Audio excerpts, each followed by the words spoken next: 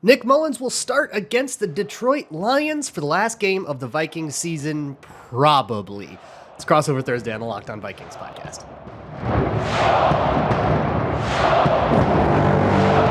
You like that? 3, 1, 2, 3. You like it? You are Locked On Vikings, your daily Minnesota Vikings podcast, part of the Locked On Podcast Network. Your team every day. What's happening, everybody? Matt Derry, Locked On Lions, Luke Braun, Locked On Vikings. It's our Thursday crossover brought to you by PrizePicks. Final game of the regular season, Week 18, final regular season crossover. Could it be the last crossover for Luke for the season? There's an outside shot. The Vikings make the playoffs. Lions, of course. Oh, come on, I had to go there. Lions, of course, at least know they will be playing next week. Locked On Lions and Locked On Vikings brought to you today by PrizePicks. Crossover Thursday, the easiest, most exciting way to play daily fantasy sports. Go to prizepicks.com/LockedOnNFL and use code all lowercase LockedOnNFL for a first deposit match up to $100. Luke, great to see you twice in 3 weeks, my friend. How are things going? Yeah, man. I'm ready for this one to be over. This Viking season has gone from kind of intriguing and interesting to see what different quarterbacks can do to just excruciating. Everybody's hurt. Everybody's gone. They've got the twos out there. They have like a 0.02% chance to make the playoffs because they need like 4 different games to go their way. It's that let's just let this thing die with mercy and move on to covering draft quarterback. Like I'm watching Caleb Williams right now between recording. Are you? And something else. Yeah, I'm done. Like I'm on to the draft. I love it. Luke Braun waving the white flag. Can you go over for the Lions listeners very quickly? Like, what are the crazy scenarios? Obviously, the Vikings have to win and the Packers have to lose. What else? That's 2. And then they also need the Seahawks to lose. And they need the Bucks to win the NFC South, which either they win or the Saints lose for that to happen. Got it. Because they don't have the tiebreaker on the Bucks because they lost to them week 1. So they need 4 games all to go their way, including their own. And one of those 4 can be either of the NFC South games. Interesting. All right. Well, I mean, we saw the 2 teams 2 weeks ago. What is the top storyline? Obviously, Nick Mullens is getting another opportunity here, but what would you say is number 1 on your list right now? Right now, I think we're just trying to get out with a little bit of dignity. I mean, the Vikings will approach this game not trying to predict the outcome of the Packers game and the Seahawks game and all the NFC South stuff. They're just going to go in and try to win a game. I think it was this year I said that the Vikings will find a hilarious way to split all 3 divisional series. Well, they've split the first 2, but it seems like it's reasonably low stakes for the Lions as well. So it feels like if everybody gets out without any major injuries, we're all happy. I think for Vikings fans, we're all just watching to see if Justin Jefferson hits 1,000 yards. Because he said that was a goal a couple of weeks ago after he came back, missed half the season, still hit 1,000. And he needs 118 yards to do it. And with Nick Mullens playing absolute bozo ball, absolutely in the cards. and he did. I think he got 140 in the last game against the Lions. So we can absolutely do this. We'll have 4 interceptions. And if Justin Jefferson hits 1,000 yards, I think most Vikings fans will say, all right, good day.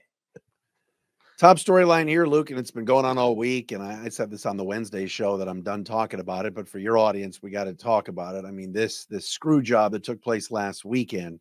Is everybody still like going to the billboards and all that? Yeah, I mean, the billboards are up. The Decker reported. Dan Skipper spoke on Wednesday and basically said, look, here's what I was signaling, and it wasn't to the referee. I was signaling 12 personnel with my left hand and right, whatever. Regardless, Lion fans have been through this before.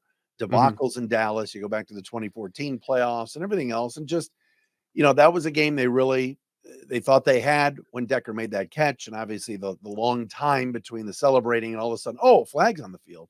And then for Brad Allen to not keep his job, but come right out and have an assignment for week 18 and be the official in the first game Saturday. Between the Ravens and Steelers. It's just kind of like thumbing their nose in the face of the Lions. Then their video that they put out, which was bogus. So that's kind of still the storyline here. But so defensive. What's that? They're so defensive.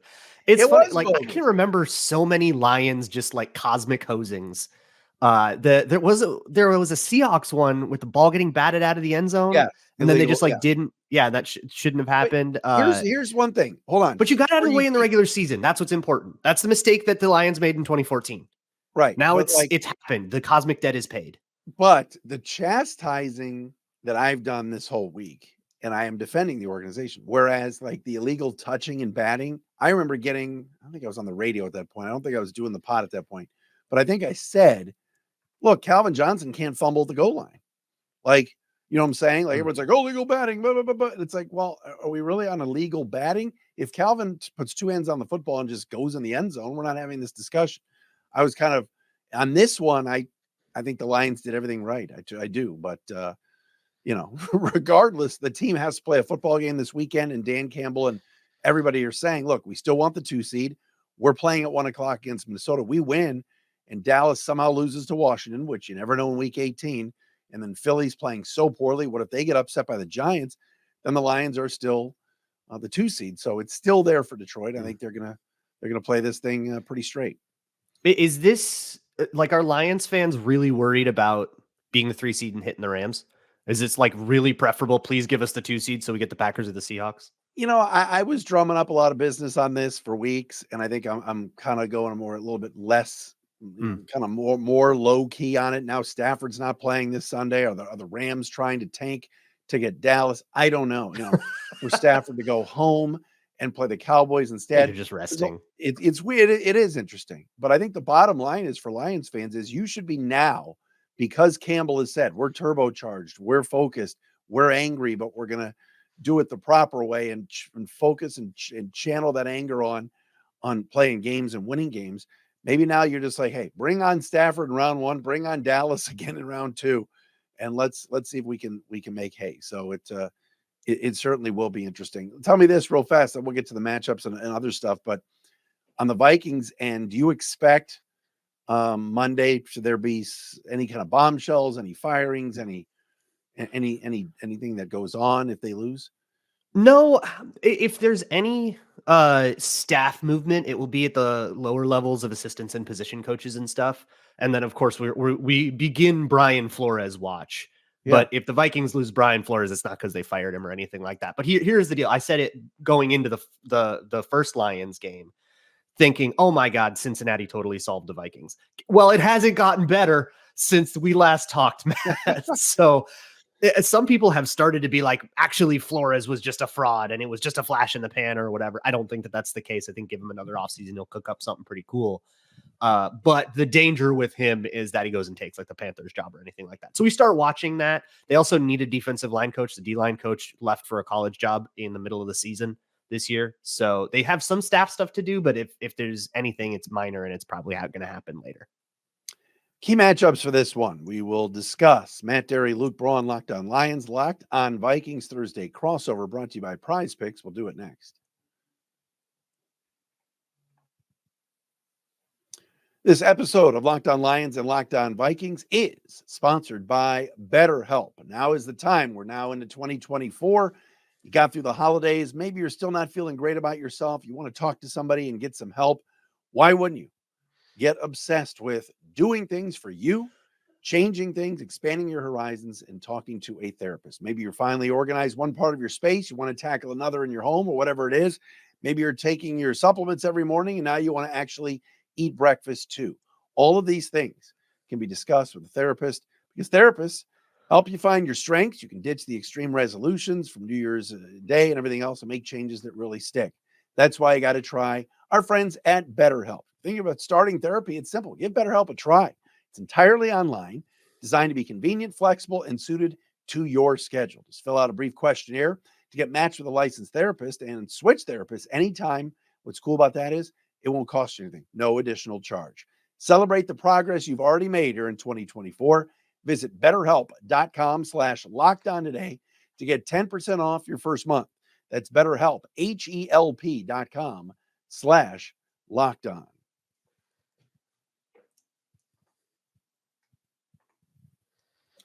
Matt and Luke back with you on a Week 18 edition of the Thursday crossover. Locked On Lions, Locked On Vikings. Final game of the regular season here. Lions looking to sweep Minnesota as they host the Vikes at Ford Field Sunday at 1 o'clock. Nick Mullens back in there. What was the reasoning, by the way, with KOC and making that call real fast? Well, he benched Nick Mullens because he threw 4 picks against the Lions, and all of those plays were like open. Like those were all just bad throws that threw D-backs back into the play. So they went with Jaren Hall. That plan, I actually wrote a big long piece at the Wide Left Substack as well as on my own Patreon page, like a companion video about what went wrong with that Jaren Hall game plan. But I'll say briefly, that was a game plan kind of poorly tailored to his skills that took a long time for things to develop. Everything was these 3-4 second plays, 7-step drops, play action, big deep concepts, and it was just pressure immediately. It's just too long to ask that O-line to hold up.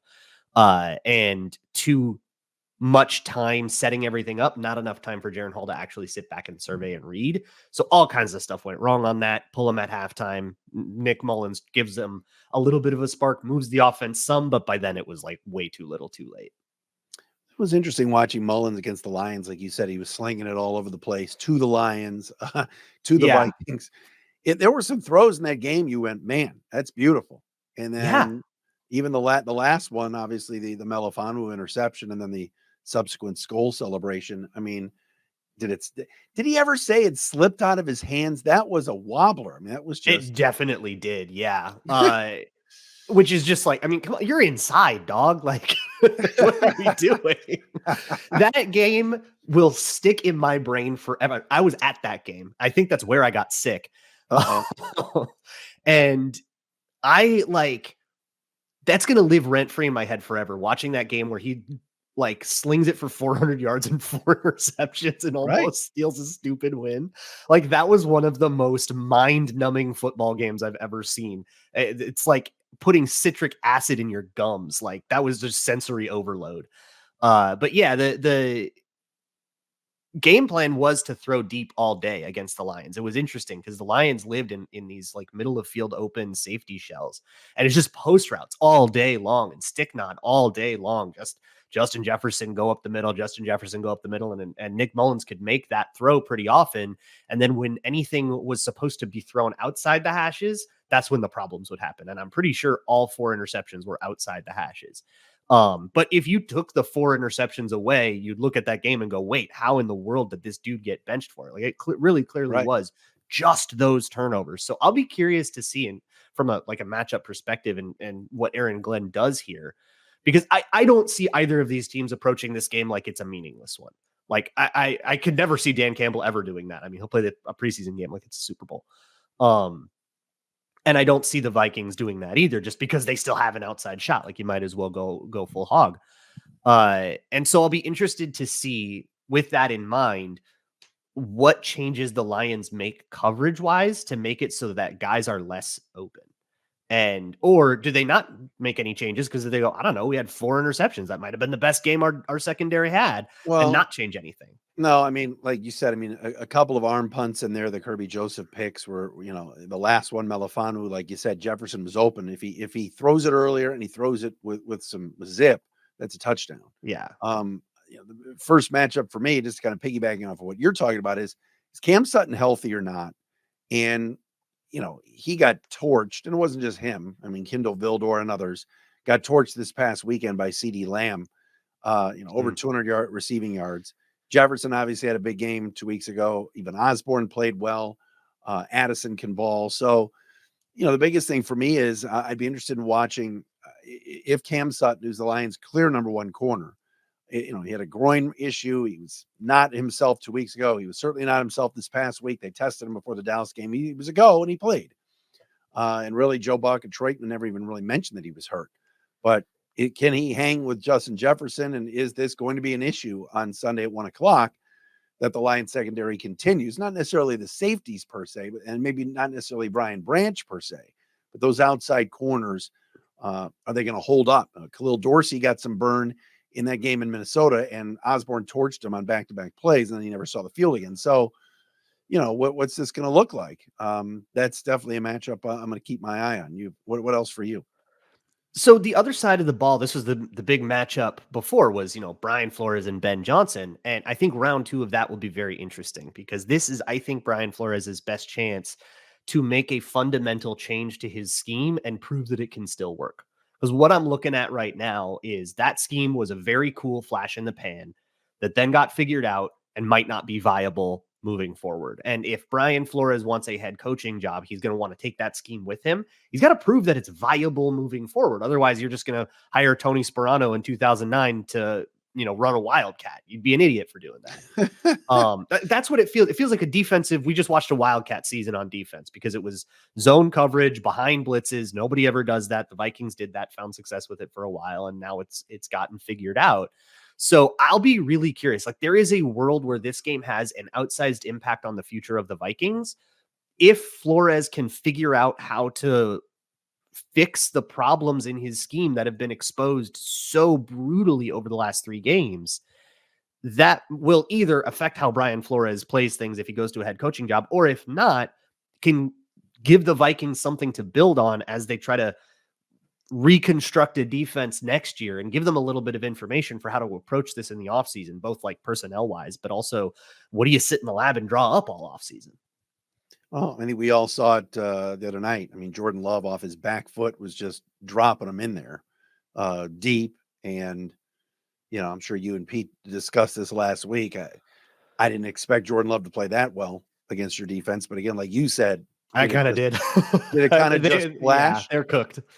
Yeah. Did it just flash earlier in the year? Now all of a sudden the bloom's off the rose? Or, like you said, are these guys looking at the highway and ready to get to the airport and get back home and be done for the year? I mean, that'll be interesting to see. First 5-10 minutes, they won't be. We might know. But I'm ready to get back. I'm ready for the offseason. Yeah. But they won't be. No. Justin Jefferson went up in front of the media and he was like, man, we can't control what else happens in the NFC. We're just going to go try to win a game. And ultimately, these guys are all competitors, right? They're here to compete. You put a ham sandwich on the line, these guys will play. Oh, my goodness gracious. Lions and Vikings on Sunday, 1:00 at Ford Field. Again, Detroit going for the season series sweep. And again, Minnesota, as Luke alluded to earlier, does have an outside shot here at the playoffs. They need a win and a lot of help as these two teams go at it on Sunday. All right, how do the Vikings win the game? What do the Lions need to do to win the game? A few predictions. We will get those coming up next on this Thursday edition of Locked On Lions and Locked On Vikings, the crossover.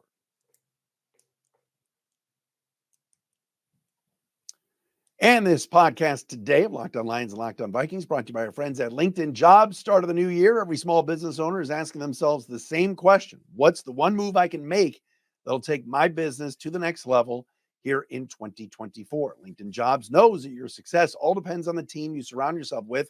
You want to bring in good people. You want to hire good people. That's why LinkedIn Jobs has created the tools to help find the right professionals for your team faster and for free. LinkedIn isn't just another job board. LinkedIn has a vast network of more than 1 billion professionals, which makes it the best place to hire. People are constantly on LinkedIn looking for work, good professionals too. Hiring is easy when you have that many qualified candidates, right? So easy, in fact, that 86% of small businesses get a quality candidate within 24 hours. Thankfully, LinkedIn, they do it all for you with questions and everything else that's there. The process is intuitive, quick, and easy. Do me a favor, post your job for free at linkedin.com/LockedOnNFL. That's linkedin.com/LockedOnNFL to post your job for free. Go there now. Terms and conditions do apply.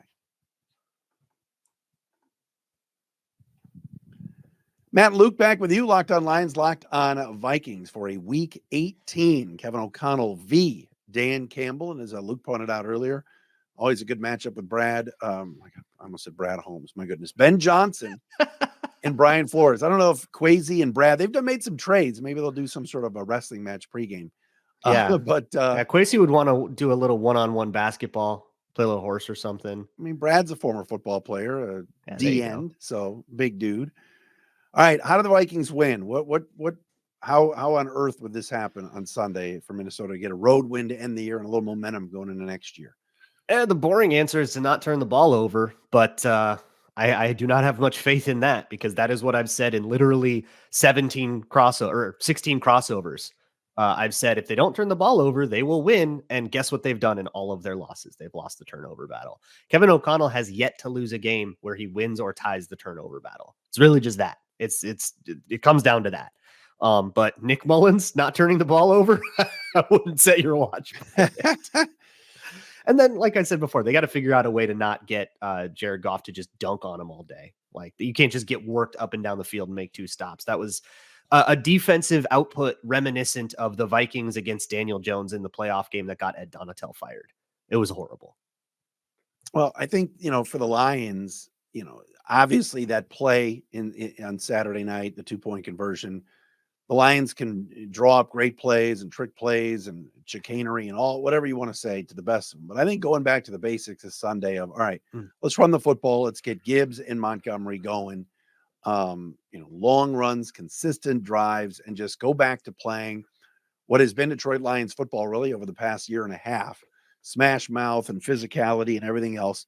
Get the win, keep everybody healthy, maybe even pull away second, third quarter to where they could start resting some people, and maybe we get a Teddy Bridgewater signing or sighting or whatever it is. I would like that. And then cruising the next week. I think that's what the Lions are looking to do. But it starts up front. The offensive line has been really, really good. I know there's been some talk this week about Micah Parsons owned Penei Sewell. Not true. I don't see that. I didn't see that happening the other day. I think the Lions go back to kind of just the drawing board of the basics and running the football. And then on defense, I want you to keep an eye on something. Kirby Joseph, and here I'm going to actually side with you. I think Kirby Joseph's low hit on TJ Hawkinson, the more I watch it, and the more I don't like it. I don't think. Oh, really? I didn't mind it. Didn't mind it? Really? No, because here's the deal. I don't think he was intending to injure or anything. Like, he was just diving. But I don't like tackling low like that. Yeah. I get that. It wasn't that low. Like, it was kind of, he went for the thighs and got the knees. What I think is crucial is that he got his head out of the way and got his shoulder there. I think Vikings fans are just really mad that a player that they like got hurt, and are looking for someone to blame. But man, it's a combat sport. Like, this is what happens.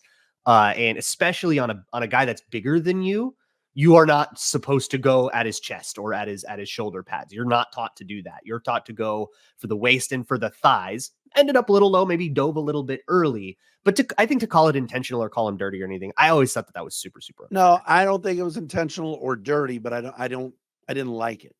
The more I watch it, I go, did he need to get that low? But do I think he was going to intend to injure? No. My point on Sunday is, let's say there's a run play early in the game, whether it's Chandler, Madison, whomever, and Joseph's in there, and then a lineman or somebody wants a pound of flesh, a little late hit, little nudge. Lions can't get into a back and forth. CJ Gardner-Johnson might come back Sunday, and he's going to be all kinds of riled up. The last thing we need is some sort of fight. A guy breaks his hand punching a guy in the helmet. Just the Lions need to if someone does anything to Joseph, late shove, anything, get up, break it up and get back to the huddle. I think the Lions need this game to be stress-free and kind of relaxed to an extent. Not really relaxed. Don't get someone suspended for the wild card game. Right. Yeah. Nothing stupid this week. Yeah. Nothing stupid. I love heading that. into the playoffs. And I think that would be, an extreme positive for this football team. And, the other thing too is I'm going to be very interested in watching the confidence that this team has in their kicker, Michael Badgley, because this past week, obviously with the election really of Dan Campbell going for 2 no matter what, although he did say on the radio this week, if the ball had been past the 10-yard line, he would have kicked the extra point and gone for the tie. But will the Lions continue to be gambling a lot? Or are they going to take a look this Sunday at what they have at kicker with Badgley? They had Riley Patterson kind of waiting in the wings, but now he's been signed by the Browns. So Badgley is going to be the guy. Are they going to be in a situation where they're constantly going for it on these 40, 47, 48-yard attempt, opportunities, or are they going to let Badgley kick? That's something to keep an eye on for Sunday afternoon. Well, one thing that is interesting on these games where, where you're in the playoffs and you're just kind of trying to survive is that a lot of times you'll see a lot of setups.